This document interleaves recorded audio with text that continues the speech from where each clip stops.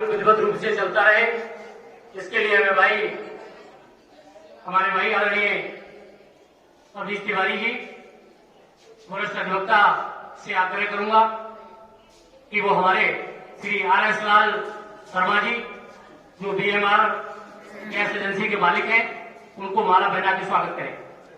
आदरणीय अवधेश तिवारी, जोरदार तालियों के साथ स्वागत। हमारे बीच में और बहुत सारे मेहमान हमारे आ गए हैं, उनका भी सबका स्वागत और अभिनंदन है। और हमारे कटेटा से देवेश उपाध्याय जी आ गए हैं, काफी दूर से चल के आए, उनका भी स्वागत और अभिनंदन है। बहुत सारे और हमारे साथी भी आ गए हैं, तो सबका स्वागत अभिनंदन है। कुछ लोग ऐसे हैं जिनके नाम मैं नहीं जानता हूं, उसको मैं माफी मांग के कह रहा हूं कि आपका भी स्वागत और अभिनंदन है। कोई भी व्यक्ति अपने मन में ये कुंठा ना ले, भैया ने मेरा नाम नहीं बोला है। मैं इसी कड़ी में स्वागत गान के लिए बालिकाओं ने एक स्वागत गान तैयार किया है।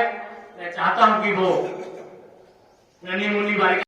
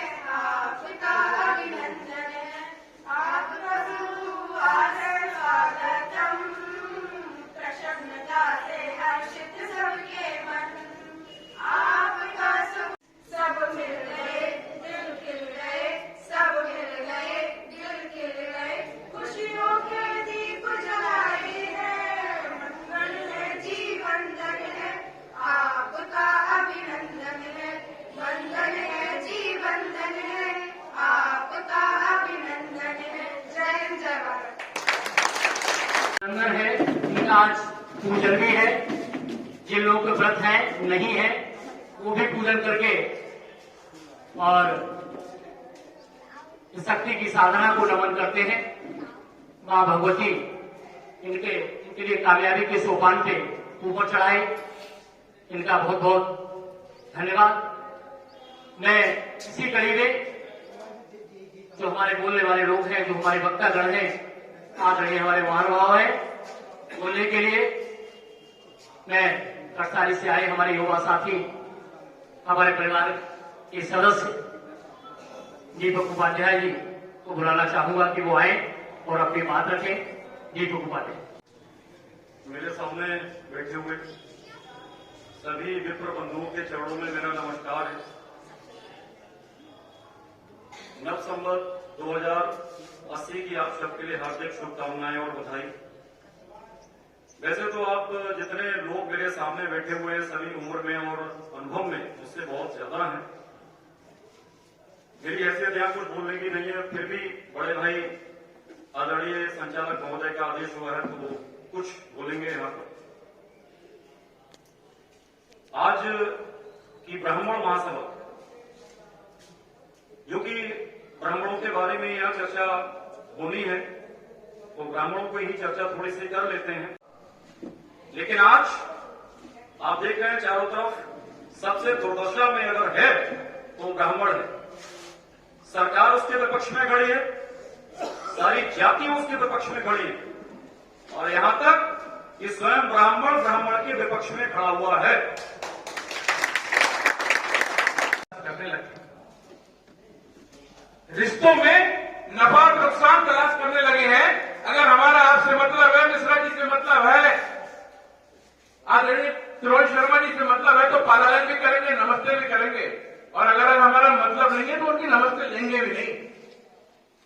कहीं व्यस्त नहीं है कि बहुत व्यस्तता है, कहीं व्यस्त नहीं है। पहले बहुत ज्यादा व्यस्त था आदमी, आज तो आधुनिक दौर में बहुत समय है आपके पास में, व्यस्तता है ही नहीं। कोई कहता है कि बहुत व्यस्त है, कभी व्यस्त नहीं हो। ऐसा कोई व्यक्ति नहीं है, क्षमा करना, कि 2-2 घंटे मोबाइल में कम से कम नहीं दे रहा हो। अपने बच्चे को भी समय नहीं दे पा रहे हैं, अपने बड़ों को भी समय नहीं दे पा रहे। हाँ, दिखाने के लिए साथ थोड़ा व्यस्त है, कतई व्यस्त नहीं है, व्यस्तता पहले थी। और संबंधों में नफा नुकसान जब तलाश करने लगे आप, तो संबंध हो गए कमजोर। उनने की साहब इनका काम था, तब तो बड़ा नमस्ते कर रहे थे, तब फलान कर रहे थे, अब तो मुंह टेढ़ा करके आ रहे हो, तो एक सूत्र है जरा सा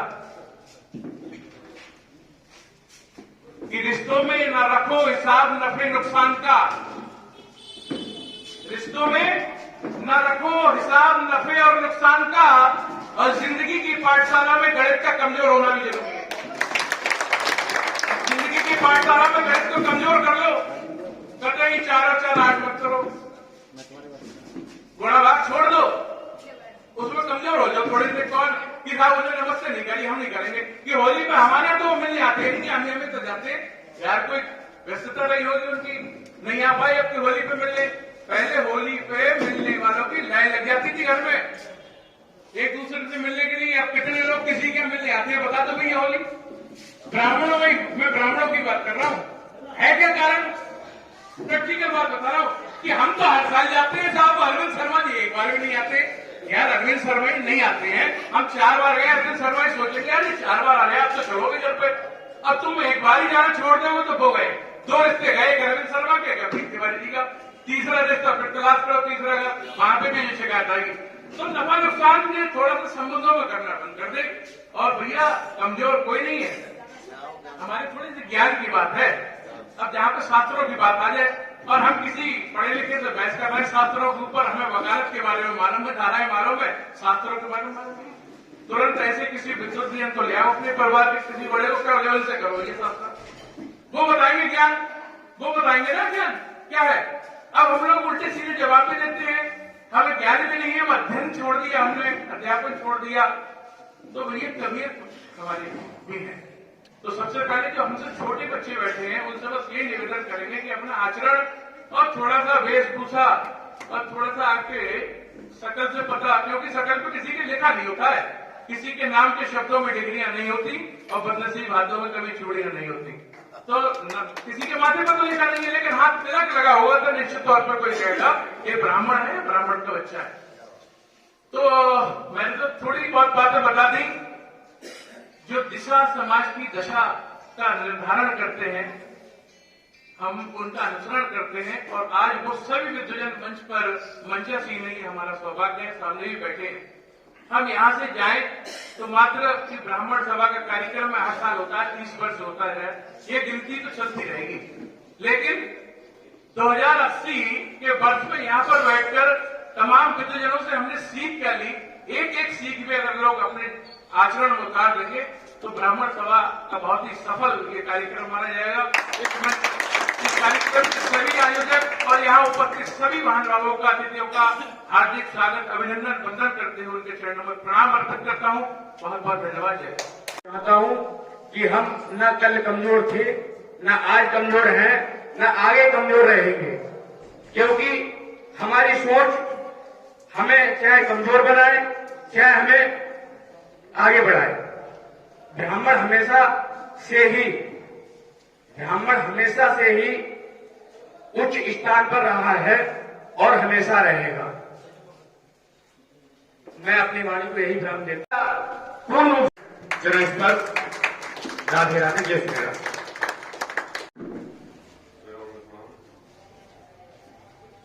हम लोग केवल इसी में चले जाते हैं कि पहले क्या थे, आज क्या है और कल क्या होंगे।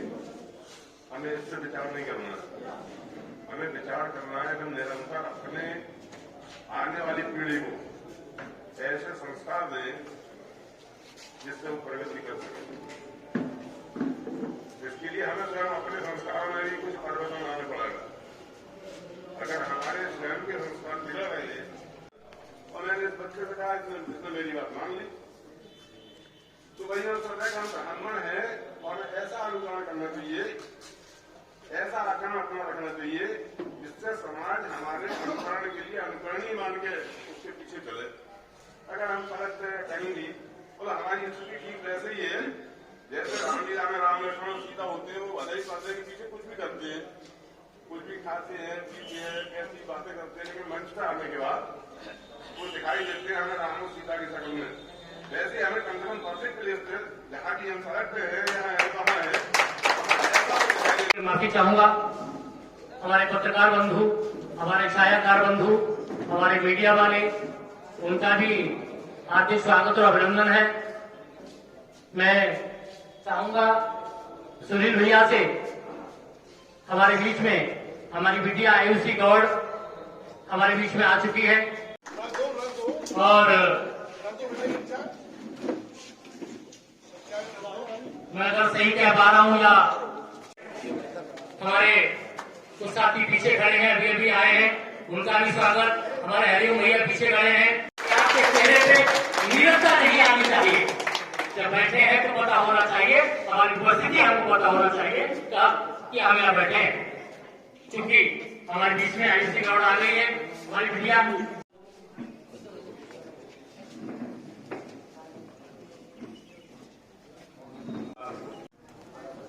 सभी और सामने जो मुझसे बड़े बैठे हैं जो शरण बंधन और मेरे साथी इनको याद और सर 2080 की हार्दिक शुभकामनाएं। मेरे काफी युवा छोटे भाई मेरे काफी बोले, बड़ा दमदार बोले और बोलने की जरूरत भी है। कब तक रहेंगे ये भी एक समस्या है। बड़ा होना बहुत अच्छी बात है, लेकिन बड़ा होकर के ज्यादा सहन करना भी बहुत अच्छी बात नहीं। हम बड़े बने रहते हैं कि कोई बात नहीं, हम बड़े हैं। और जैसा कि समाज में आजकल चलता है, ब्राह्मणों को लोग उल्टा सीधा बोलते हैं, तो इसमें हम लोगों को बुरा लगना चाहिए और एक बार जब कुछ न कर पा रहे हों ये सोचना चाहिए कि बुराई उसी आदमी की होती है जो ताकतवर होता है। ये बातें होती हैं। मैं 2-4 चीजें मैं अंदर किताब मैंने पढ़ा तो सबसे पहले लिखा इसमें राजनीति मुक्त सभा। मैं बधाई देता हूं कि इन्होंने लिखा है और ये सोच डेवलप की है कि यहाँ जो भी आदमी ब्राह्मण बंधु आए हैं वो राजनीति से प्रेरित नहीं है, तो वो ब्राह्मण है, इस सभा में आए, उनका एक बार अभिनंदन। देखिए आप लोगों को यहाँ आना, बड़ी संख्या में आना, बड़ी से भी शर्मा जी हैं, हमारी बेटिया है, तो मैं दृष्टांत आपको बताऊं। एक राजा से उसके मंत्री ने कहा कि यार आपकी जो प्रजा है ना बड़े धोखेबाज टाइप की हो गई है। बोले क्या बात कर रहे हो, हमारे आदेश का पालन होगा? बोला करके देख लो। तो उसने आदेश दिया कि राजकुंड जो हमारा है उसमें सुबह सुबह हर व्यक्ति 1 लोटा दूध डालेगा। पूरे शहर में ढिंढोरा हो गया। तो जब सुबह राजा जब गया उस कुंड को देखा तो पूरे कुंड में पानी था, क्योंकि वो अंधेरे में डालना था उसको। हर आदमी सोच रहा था 1 लोटा पानी डालते हैं कुंड में, क्या फर्क पड़ता है, बाकी सब दूध डालते हैं। ये हर व्यक्ति ने सोचा। उसका परिणाम यह हुआ कि कुंड में केवल पानी था। मैं कहना जो दस्तार के माध्यम से कहना चाहता हूं कि हर व्यक्ति ये सोच ले कि हम ब्राह्मण सभा में नहीं जाएंगे और भी लोग आएंगे, क्या जरूरत है हमारी जाने की। तो यहाँ पाएंगे कि खाली संचालक महोदय उपस्थित रहेंगे, एक आदमी हमें नहीं मिलेगा। तो आप ये सोचें जोरदार तालियों के साथ कुछ लोग इंद्रदेव त्रिवेदी जी हमारे बीच में हैं, तो हमारे राष्ट्रीय अध्यक्ष हैं अखिल भारतीय ब्राह्मण महासभा के त्रिवेदी भारद्वाज जी, और जो राष्ट्रीय मंत्री हैं आरपी उपाध्याय जी, मंडल उपाध्यक्ष हमारे बीच में है, उनका भी स्वागत अभिनंदन है। अभिष मिश्रा जी मंडल उपाध्यक्ष हमारे बीच में है, उनका भी स्वागत अभिनंदन है। अरुण शुक्ला जी जिलाध्यक्ष हमारे बीच में है, उनका भी स्वागत अभिनंदन है। उनको मैं बुलाना चाहूंगा अपने पास, हमारे बड़े भाई Shri Ramlal Sharma ji, retired sub inspector Uttar Pradesh police, जरा मंच के समीप आ जाए। मंच के समीप आ जाए। आपको भी मैं बुला रहा हूं। मैं अपने पास और बुलाने को हमारे राजेंद्र शर्मा जी, जो आप आ जाओ। हाँ, आप थोड़ा है हमारे बड़े भाई धर्मला से Shri Ramlal Sharma ji, retired sub inspector, ये तीनों बेटियों को मंच पे जाके पुष्प के गुच्छे देके, क्योंकि हमारे यहाँ परंपरा है बेटियों को आशीर्वाद और उपहार देते हैं, मालाएं नहीं पहनाते हैं, तो ऐसे ही सामूहिक पुष्प गुच्छ देके इन तीनों लोग ऊपर चले जाए। तो तीनों हमारे जो अतिथि है, ऐसी बोर्ड के साथ साथ दो बेटी और है, उनका स्वागत सम्मान मैं कोशिश ये करूंगा कि मेरे जो बड़े हैं मेरी नजरों में रहे, उनका प्यार, उनका आशीर्वाद, उनका दुलार हमको मिलता रहे। एक हमारे भाई और आए हैं, वो भी मुझसे चूक हो गई है, हमारे राजीव कुमार शर्मा जो बिहारीपुर आए थे, उनके साथ ही भैया हमारे और आए हैं। मैं उनको बहुत दिन से जानता हूँ, जब वो नौकरी करते थे मुझे रोज मिलते थे, मगर मैं आज नाम भूल गया, उसे भी मैं माफी मांगूंगा। आपका हमारे संपत्कार भैया से निवेदन करूंगा, हमारे पत्रकार बंधु है, वो भी मंच में गए, और अगर साथी कोई बचा है तो उन्हें भी माला पहनाए। साथी भैया हमारे बीच में चंद्रपुर से आ गए हैं, उनका भी स्वागत अभिनंदन है, क्योंकि जो भी व्यक्ति आया है हमारे परिवार का व्यक्ति है। मुझे फोन कर रहे हैं, मैं भैया मैं ज्ञानदीप इंटर कॉलेज में हूँ, कहीं आ जाओ, तो वो मेरी बात सुन के आ गए हैं, उनका भी स्वागत अभिनंदन है। ये हमारे उपाध्याय जी जो कभी औला में बच्चों को चाहते थे, आज बरेली में रहते हैं, उनसे मेरा आग्रह है कि बरेली से आया हुआ कोई मेहमान स्वागत के लिए पहुंचना है, आपकी जिम्मेदारी है कि सबको स्वागत कराना है।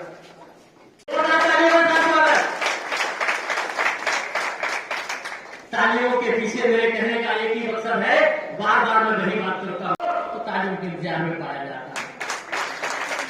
मन होता है आदमी का कि कोई कुछ मुझे कहे, दो शब्द कहे, दो तालियां मुझे बजाए, और आने वाले का सम्मान घर पे आ गया है। मंच वालों को दो दिख रहे हैं, सामने वालों को एक दिख रहा, और कुछ लोगों को वो भी नहीं दिख रहा। क्या राजनीति मुक्त सभा और विद्वानों की सभा में राजनीति नहीं, बड़ा अच्छा लगता है। लेकिन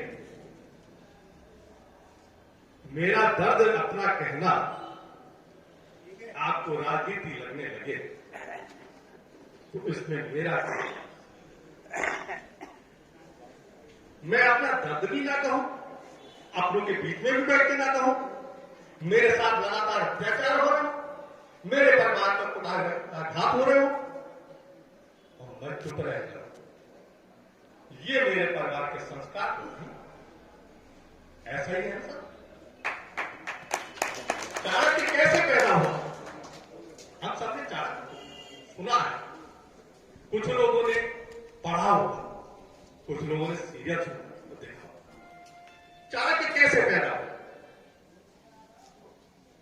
क्या वो भी ऐसे ही चुप रह जाता कि राजनीति नहीं करनी है, राजनीति नहीं सुननी है? मेरे आत्मीय भाई ब्रह्म देवताओं, आपके चरणों में नमन है। लेकिन वर्तमान में अनुशासन और मर्यादा का दिखावा हो गया है।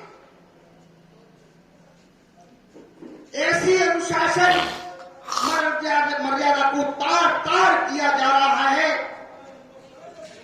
हाँ, अभी अखिल भारतवर्षीय ब्राह्मण सभा के जिला अध्यक्ष ने कहा कि राजनीति मुक्त सभा।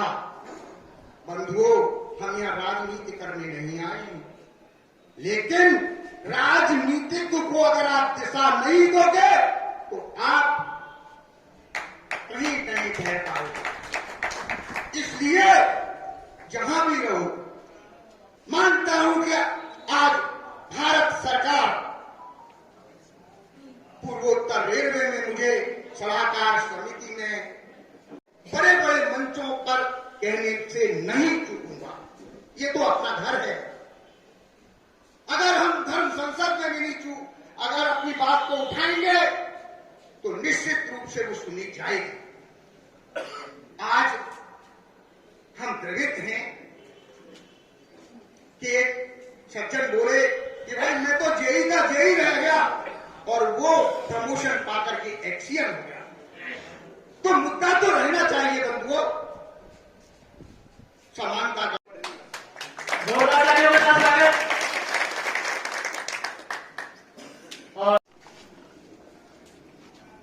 माला को ऐसे ही पुष्प के रूप में दे दे बिटियाओं को, और माला ना पहनाए, पटका पहनाए।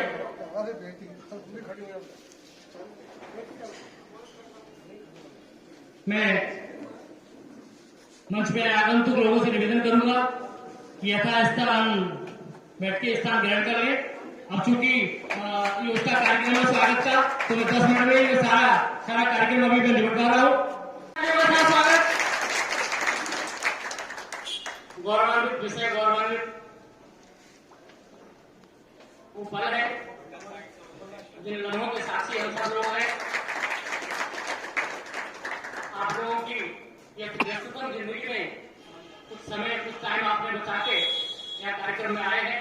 आप लोगों को मैं पुनः हार्दिक बधाई और आपका अभिनंदन करता हूं कि आप सारे लोग आए हैं। कार्यक्रम की निरंतरता बनाए रखने के लिए आपका आशीर्वाद, आपका सहयोग नितांत आवश्यक है। मैं उनके स्वागत का जो हमारे संरक्षक हैं पंडित भोरेलाल जी से निवेदन करूंगा कि वो इंद्रदेव शर्मा जी को साल के सम्मानित करें। आदरणीय पंडित भोरेलाल शर्मा जी तो गजेंद्र पांडे जी के लिए साल के सम्मानित करें। अगले नंबर में मैं निवेदन करूंगा आदरणीय मेरे बड़े भाई श्री माधव पारासरी जी को बुलाना चाहूंगा कि वो आए और बरेली से आए हमारे अतिथि माननीय रामनिवास शर्मा जी से निवेदन करूंगा कि वो आरपी उपाध्याय जी को साल के सम्मानित करें। श्री आदरणीय रामनिवास शर्मा जी से निवेदन है। अमित शर्मा जी से जो फील्ड बस सर्विस के मालिक हैं उनसे अरुण शुक्ला जी को साल के सम्मानित करें। आदरणीय संतोष गौड़ जी।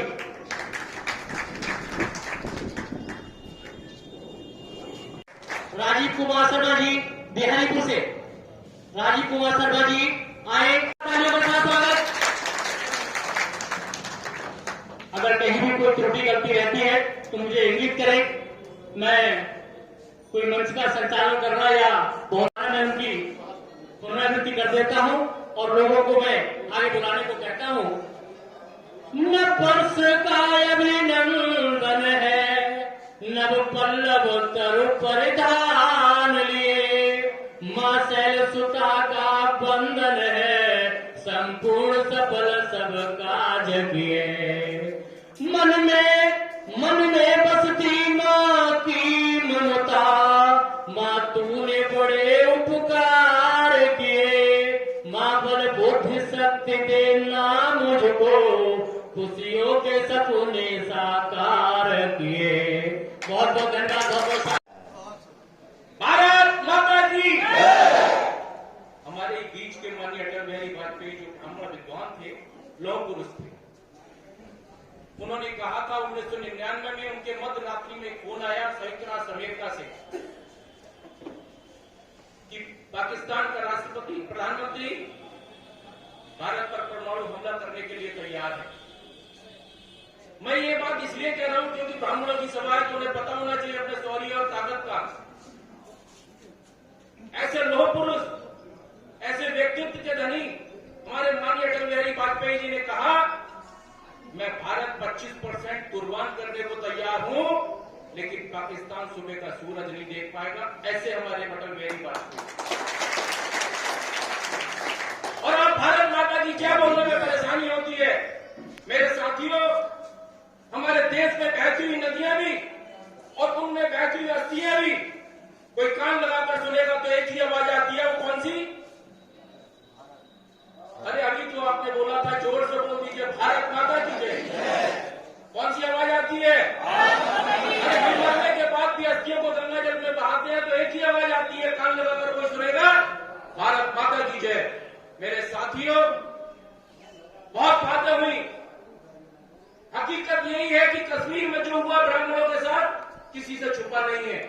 पिक्चर तो अब आई है। पिक्चर पर तो आपने बहुत कम देखा है मेरे साथियों। हम लोग इस बात का कबूल करते हैं कि हम लोगों के पास 2 गाड़ियां हैं, बरेली में मकान है, आंवले में बहुत बड़ी कोठी है, खेती है। मेरे साथियों, हमारे पास कुछ नहीं जो उन ब्राह्मण पंडितों के पास था, कश्मीरी पंडितों के पास था। 150 बीघे में उनके काम के सेब के बाग थे, बड़ी बड़ी कोठियां थी, बड़े बड़े फार्म हाउस थे, लेकिन क्या नहीं था, एकता नहीं थी, सिर्फ एकता। अगर 5.5 लाख कश्मीरी पंडितों को जिस समय मार के काट के कश्मीर से भगाया गया मेरे साथियों, आधे भी हथियार उठा लेते तो कश्मीर से भागने की नौबत नहीं है। कश्मीर से भागकर आए तो दिल्ली आ गए, गाजियाबाद आ गए, गुड़गांव आ गए। मैं बहुत से ऐसे लोगों से मिला हूं जाकर दिल्ली में, जो आज भी सड़क के किनारे चाय का स्टॉल और मूंगफली का ठेला लगाने को मजबूर हैं, और बहुत बहुत विद्वान हम जैसे लोग थे। सिर्फ भगवान के भरोसे रहे, अगर आधे भी हथियार उतार लेते तो वो दिन नहीं देखना पड़ता। तो मैं आप लोगों से निवेदन करने आया हूं सभा के माध्यम से कि हम लोगों को कोई भी देवी देवता आज मंदिर के अंदर देख लीजिएगा, एक हाथ में साफ है तो एक में शस्त्र होने का।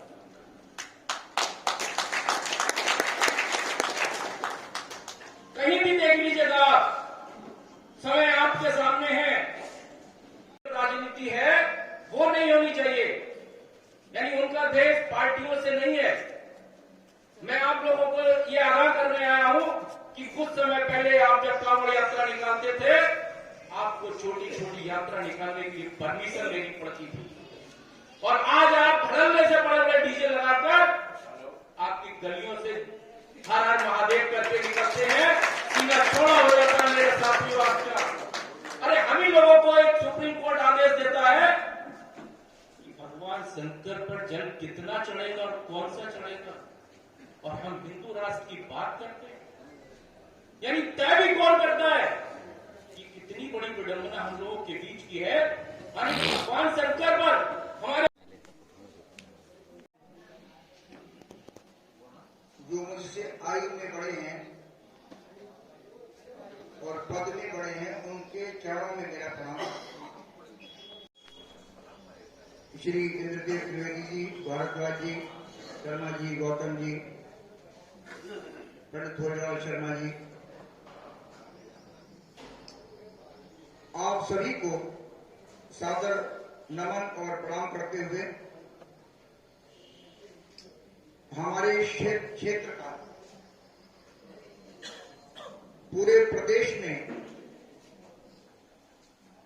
मंच के माध्यम से, साहित्य के माध्यम से, आध्यात्म के माध्यम से देवी स्वरूपा आयुषी गौड़ को मैं प्रणाम करता हूं देवी के रूप में, और उनकी बहनों के लिए आशीर्वाद देता हूं। आप सबके लिए नव संवत्सर, जो नया साल हम जिसको कहते हैं, आज शुरू हो रहा है हमारा, इसमें सभी के लिए बहुत बहुत शुभकामनाएं। और जो बात अभी हमारे भाई चंद्रप्रकाश शर्मा जी ने कही, ये मेरे लिए ठीक वैसे ही है कि जैसे किसी क्रिकेट के मंच पर किसी एम्पायर को आप बल्ला पकड़ा दें तो डेफिनेटली पहली बॉल पे ही हो। आज इस विद्वत समाज में भाषण करना बड़ा आसान काम है, और क्लास में पढ़ाना भी बहुत आसान काम है। और विद्वत जनों के बीच में, ब्राह्मणों के समाज में बोलना, विद्वानों के बीच बोलना बहुत कठिन काम है। तो हम आज ब्राह्मणों के बीच, विप्रवंश, विप्र समाज के बीच अपनी बात रख रहे हैं। ये बड़े साहस के बाद मंच पर आदमी बात अपनी कह पाता है। मैं साहस कर रहा हूं। यहां जो बातें रखी गई हैं, मैं सबसे बहुत सहमत हूं। बहुत अच्छी बातें रखी गई हैं। समय कम है, मंच बड़ा है, बोलने वाले जाते हैं, विद्वान लोग जाते हैं और ऐसे श्रृंखला में हम कम बात कह के चले जाते हैं। तो मैं न तो भारत की बात कहूंगा और न मैं बहुत बड़े किसी समूह की बात करूंगा। मेरा अपना मानना यह है कि अगर हमको माला बनानी है तो इकाई में एक फूल अगर अच्छा है और हमारी सबकी भावनाएं हैं कि अच्छा फूल होना चाहिए, तो उसको इकट्ठा करने के बाद माला तो स्वयं ही सुरभित, सुगंधित और बढ़िया हो ही जाएगी। हम अंतर्राष्ट्रीय स्तर से हिंदू संगठन के या अन्य हमारे जो भी ब्राह्मण समाज के लोगों को बुला लें, बहुत अच्छी बात है, हमको उनका आशीर्वाद मिलेगा। लेकिन मेरा अपना मानना यह है कि इकाई के रूप में हम अपने दायित्व को समझें, हम परिवार से चलें। हम जब भी कभी चलते हैं तो भारत से चलते हैं। मेरा अपना मानना यह है कि नीचे से ऊपर की ओर चलें। आज के परिवेश में आवश्यकता इस बात की है कि हम सबसे पहले अपने परिवार को वैसा बनाएं। मेरा मानना यह है, हम ब्राह्मण हैं, इसमें हमारा कोई योगदान नहीं। आप सब ब्राह्मण हैं, इसलिए नमन के योग्य हैं। क्या ब्राह्मण हैं, इसमें आपका कोई योगदान नहीं है। ये परम पिता परमात्मा की बड़ी कृपा है कि हमको उन्होंने बिना हमारे किसी प्रयास के ऐसे कुल में पैदा कर दिया, उस माँ की कोख से पैदा कर दिया जिसमें पैदा होते ही पालन का अधिकार मिल गया। तो ऐसे उस परम पिता परमात्मा के द्वारा हमको इतनी बड़ी जिम्मेदारी दी गई है, हम उस जिम्मेदारी का बोध करें। हम हैं कहां? मैं सकारात्मक बिंदुओं पर ज्यादा ध्यान देना चाहता हूं, नकारात्मक चीजें नहीं। यदि हम में से बहुसंख्यक या अल्पसंख्यक लोग पथ से विचलित हो गए हैं, उनके बारे में नकारात्मक सोच मत रखिए, सकारात्मक सोच रखिए। जो नई श्रृंखला बन रही है, जो नए बच्चे आ रहे हैं, नई पीढ़ी आ रही है, आप बताएं, मैं आपसे पूछता हूं, 70 की आयु पार करने के बाद अब आप मुझे क्या सिखाओगे? मेरी बीड़ी पीना आप छुड़ा नहीं सकते, मेरी शराब आप छुड़ा नहीं सकते, मेरी अन्य प्रवृत्तियां आप छुड़ा नहीं सकते। आप जब नहीं छुड़ा सकते भाषण दे करके, तो फिर मेरे ऊपर तो आपका जोर लगाना बेकार। मैं तो जितना बिगाड़ना था उतना बिगाड़ चुका समाज को। अब जब बनाने की बारी है तो हमारा दायित्व है कि हम नीचे से ऊपर की ओर चलें और अपने बच्चों में, आने वाली नई पीढ़ी में ब्राह्मणोचित संस्कारों का ध्यान रखते हुए उनको भले ही टीका, चोटी, जनेऊ न पहना सकें, लेकिन यह आभास जरूर कराएं कि हमारे संस्कार, हमारा खान पान, हमारा व्यवहार, हमारी बैठ उठ, हमारी संगत ब्राह्मणोचित होनी चाहिए, ताकि हमारे ऊपर कोई उंगली न उठा सके कि फलाने पंडित जी का लड़का आज हमने भट्टी पे देखा। तो वो बच्चा तो हमारा बच्चा है, तो हमारे बच्चों को संभालने के लिए शेखवाबाद के पंडित जी नहीं आएंगे। हमारे बच्चों को संभालने के लिए राष्ट्रीय स्तर के कोई भी विद्वान नहीं आएंगे। हमारे सामने पैदा हुआ, हमने उसको पढ़ा लिखा के बड़ा किया, हमारे सामने तैयार हो रहा है वो, तो इस पौध को तो हमें ही पालना है, हमें ही पोसना है, हमें ही तैयार करना है। आज ये मेरा कष्ट है, अनुभव है। मैं अध्यापक में भी रहा हूं, मैं इंजीनियर भी रहा हूं, अन्य मंचों पर भी मैं रहा हूं, अब वकालत में हूं। लेकिन जो मेरा अनुभव है वो बताता है कि निश्चित रूप से हम कहीं ना कहीं अपने दायित्व कठोर नहीं कर रहे हैं। मेरा एक ही निवेदन है सारे अपने विप्र समाज से कि आप अपने को संगठित करने, इस मशीन से पढ़ाई कर रही हो तो उस बहाने से उसके दाएं बाएं रहें, और जब पुत्र पढ़ाई कर रहा हो तो अखबार पढ़ने के बहाने चाय की चुस्की लेने के बहाने उनके पिता भी अपने पुत्र के अगल बगल में हैं कि रात को 11:30 बजे कहां से कॉल आ रही है, कहां से ये फोन पढ़ा जा रहा है। ये पढ़ाई हमारे पारिवारिक संस्कारों के विकास में बहुत बड़ा योगदान है। इस मशीन से, शराब से ज्यादा खतरनाक ये मशीन है। आप बच्चे को 8वीं में दाखिला कराते हैं, एक बड़ी सी मशीन ले देते हैं 45,000 रुपए की, कोई को तो 1 लाख रुपए की ले जाते हैं। मैंने बड़ा कोशिश की इस मशीन में, जो 3,000 की है उसमें और 40,000 वाली मशीन है इसमें, इनमें क्या चीज खास आती है। 40 वाली मशीन 8वीं पास वाले बच्चे को दे रहे हैं, 12वीं लड़की पढ़ रही है, 8वीं में उसको लड़की को मशीन दे रहे हैं 35,000 रुपए की, 1 लाख रुपए की। तो उसका तो अटेंशन उस मशीन को बचाने में लगा पड़ा। पढ़ाई बाद में है, पहले उस मशीन को बचाने में लगा पड़ा। कोई देख ना ले, उसे जल्दी से ऑन कर दें, उसको जल्दी से लॉक कर दें, सारा अटेंशन उसका इसमें लगा पड़ा सुबह से लेकर शाम तक। तो कहीं ना कहीं तो ये दोष है। ये भी हमारे में अपने ब्राह्मणों की बात कर रहे हैं।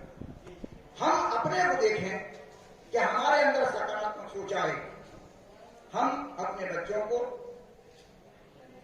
गीता पूरी न पढ़ा पाए, पूरा हम रामचरितमानस न पढ़ा पाए, सीधे पहुंचाना चाहता हूं।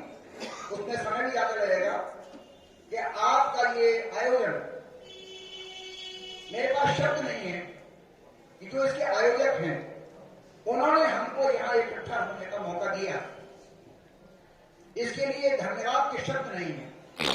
वास्तव में हम आभारी हैं कि वो हमें एक मंच पर लाते हैं और आप सबको बुलाते हैं, और इस प्रकार के आयोजनों के द्वारा हम अपनी बात कह पाते हैं। एक बड़ा सुझाव है जो पहले कभी होता था, पंडित जी त्रिवेणी शर्मा जी और इंद्रमोहन त्रिवेदी जी के समय में, गौतम जी के समय में होता था पंडित भोजन।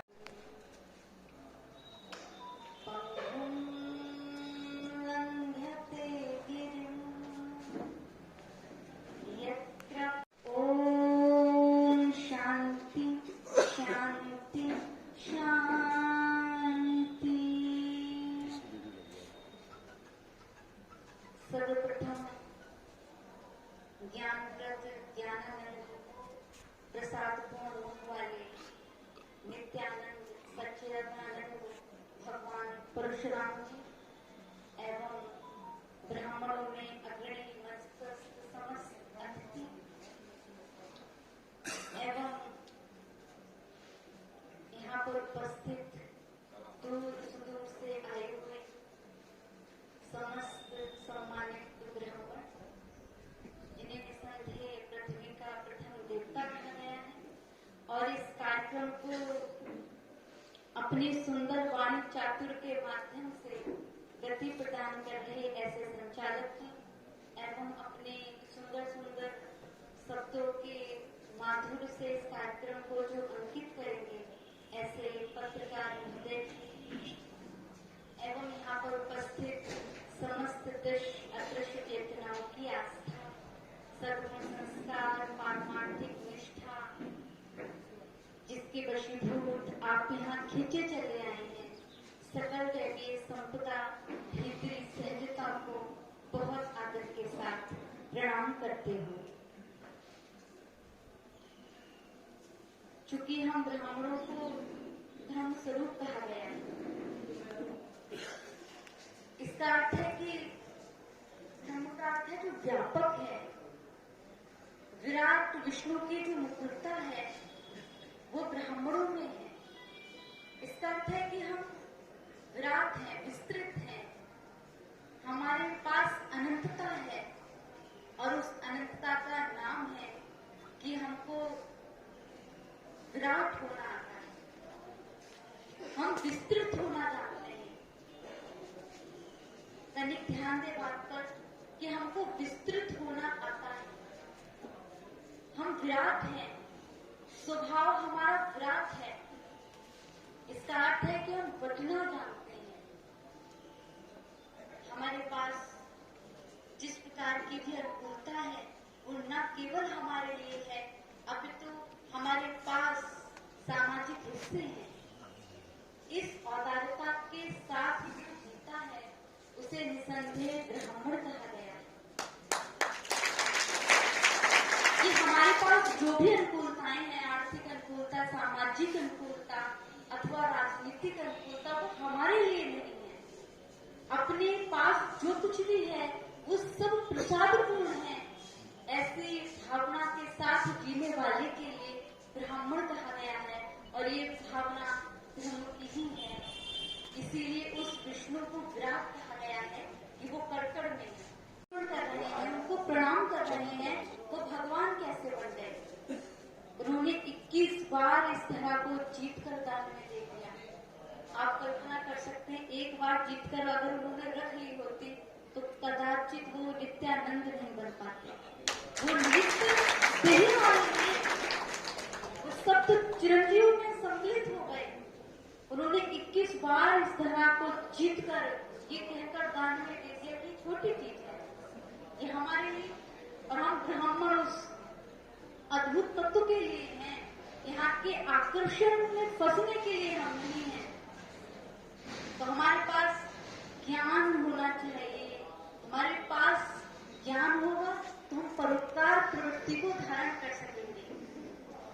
बहुत ध्यान से सुनना, हमारे भीतर में जो भटकाव है, जो अनमने हैं, जो कह सकते हैं कि तनिक से हम अस्फुटताओं का जो अनुभव कर रहे हैं, इसका अर्थ है कि हम अपने मूल से दूर हो गए हैं। हम लोगों का दुख इस प्रकार का है जैसे किसी राजा की भोर में आंख खुले और वह पूछे अपने अनुचर परिकर से कि ये महल, ये स्वर्ण पलंग और ये विस्तार, ये वैभव किसका है, और उसके अनुकर परिकर उसको समझाए कि स्वामी आप मालिक हैं इस तरह। तो हम सब ब्राह्मण आत्म विस्मृत अवस्था में जी रहे हैं। हमें अपने स्वरूप का भान नहीं है कि हमारी क्षमता, यदि हमें आत्म विस्मृति हो जाए, यदि हमें आत्म जागृति हो जाए, जो हमारा विवेक बिखर गया है, यदि हमारा विवेक जागृत हो जाए तो सच मानिए हम संगठित हो जाएंगे। आत्म जागृति में जिस दिन भी हम आ गए तो फिर संगठित होने के लिए सभाओं की आवश्यकता नहीं पड़ेगी, हम संगठित हो जाएंगे। और यहाँ पर सभी अत्यंत शिक्षित, सभ्य और आज की जानकारी पे तुरंत अपडेट रहने वाले ब्राह्मण देवता हैं। सभी जानते हैं कि जब हम संगठित हो गए थे तो 2007 के जो यूपी के चुनाव परिणाम थे उसके मूल में ब्राह्मण विद्यमान था। 2007 में जो यूपी के चुनाव परिणाम आए थे, इसका अर्थ है कि जब हम जागृत हो गए तो संगठित हो जाएंगे, और जब संगठित हो गए तो सच मानिए न केवल लौकिक अनुकूलताएं हमें छोटी लगने लगेगी, हम इंद्र को भी चुनौती दे सकते हैं। कर दिया तो कुल का नाश हो जाएगा। ये समूचा कुल, वो संस्कृति नष्ट हो जाएगी जिसने ब्राह्मण का तनिक अपमान कर दिया। तो ब्राह्मण के सम्मान में भगवान ने कहा था कि द्वारका की लहरों से सदा ये आवाज आती रहेगी, अवितो वा सवितो वा ब्राह्मणों मां की तनु। ब्राह्मण जैसा भी है वो मेरा इष्ट है, वो मेरा आराध्य है। ब्राह्मण के कारण ही लक्ष्मी मेरे अनुगत हुई, ब्राह्मण के कारण ही मैं इस भगवत तत्व को पा सका। और आप कल्पना कर सकते हैं कि जब द्वारका में कोई द्विज पहुंचा था तो रुक्मणी के अंधापुर में भगवान द्वारकाधीश ने उस द्विज को अपने उच्चस्थ सिंहासन पर बिठाया था, ये कहकर कि मेरे भगवत तत्व के आगे, मेरी द्वारका के वैभव के आगे इस सुदामा का धर्म ज्यादा बड़ा है।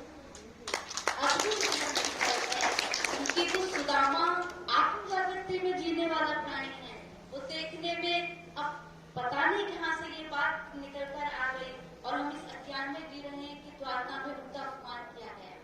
वो जैसे ही द्वारका में पहुंचे थे तो वहाँ के द्वारपालों ने ये कहकर सम्मान किया था कि इस पावन द्वारकापुरी को आपके चरण कमलों ने परम पावन कर दिया है, और आप जिस ओर चले जाएंगे द्वारकाधीश आपको उस ओर मिलेंगे। और बस फिर क्या था, भगवान ने जैसे ही उस द्विज को देखा, क्योंकि वो आत्म जागृति की अवस्था में है, वो धर्म को संभाले हुए है, और जब उस द्विज को देखा तो बस इस तरह की चीजें लिख दी गई कि पानी परात को हाथ छुओ ने, नैनन के जल सो पक धोए।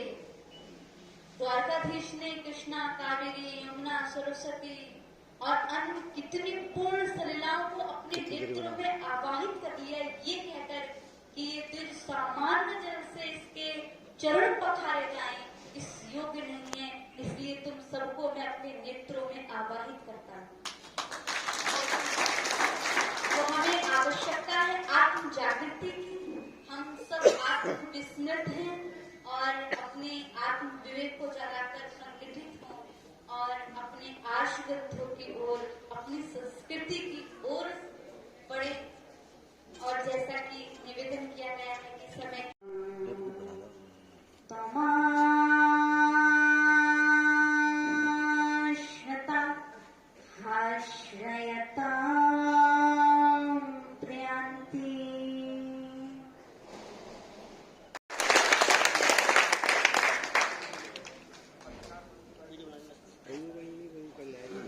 माननीय अतिथिगणों का बहुत बहुत स्वागत, विद्वजनों का बहुत बहुत स्वागत। आपसे निवेदन है, पुस्तिका का विमोचन हो चुका है, भी आप लोगों को वितरित की जाएंगी और बस बहुत जल्दी ही कार्यक्रम समापन की ओर ले चल रहे हैं। अरे मैं कार्यक्रम में वो अभी फोन कर रहा हूँ ना तुम्हें।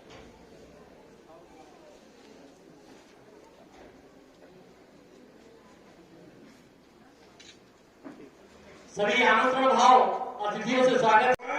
हम राजनीति दास्ता कर रहे हैं, हम राजनीति दास्ता कर रहे हैं। हम अपने धर्म समाज की बात नहीं कहते, हम अपने ऊपर होने वाले अत्याचार, अन्याय, भेदभाव की बात नहीं करते, उसमें हमको शर्म आती है, क्योंकि उसमें हमारी राजनीति आड़े आती है। जबकि हमारा पहला कर्तव्य क्या है, हमारे लोगों में किसका खून बह रहा है, आपके लोगों में, सबके लोगों में किसका खून बह रहा है। अगर आपको टिकट मिलेगा तो किसके बल पर मिलेगा, अगर आपका प्रधानमंत्री सीट मानी जाती है तो किसके बल पर मानी जाती है, ब्राह्मण के बल। और उस ब्राह्मण की बात ही ना हो, वो लगातार पिछड़ा जाता रहे, उसका बेटा 98% नंबर राज्य सभा पर घूमता रहे, उसके संग शिक्षा, राजनीति, नौकरी, प्रमोशन, न्याय पहना के स्वागत किया है। प्रदीप सक्सेना मेरी आवाज सुन, हमारे बरेली से वर्ष में गत वर्ष का तंता सुना रहे, उद्योगों से महत्वता तदा जीवन बना रहे। नव वर्ष में प्रभु बहार ही बहार हो, जीवन सफल बने मगन मन बना रहे। तूफान पवन डर हो या साधु बेसुमार, तूफान पवन डर हो या साधु बेसुमार, करते मुसीबतों का निडर सामना रहे। नव वर्ष निर्गत वर्ष का कंता सुना रहे, हो प्राप्त तेज, हो प्राप्त सूर्य तेज तमाम रत्वानीयता, भक्तिये जनों की प्यार व शुभकामना रहे। यही सुनई परस में नर जागरण करो, बधाइयों का बना काफिला रहे। अनुप्रिया गीताकार की सीमा प्रसक्ति हो, शिव कर्ण दधी की शिवा जन जन बना रहे। करुणा दया त्याग तपस्या की शक्ति हो, तत्कर्म लगन शक्ति और सद्भावना रहे। वैविध्य जाति प्रांत धर्म देश का तभी जन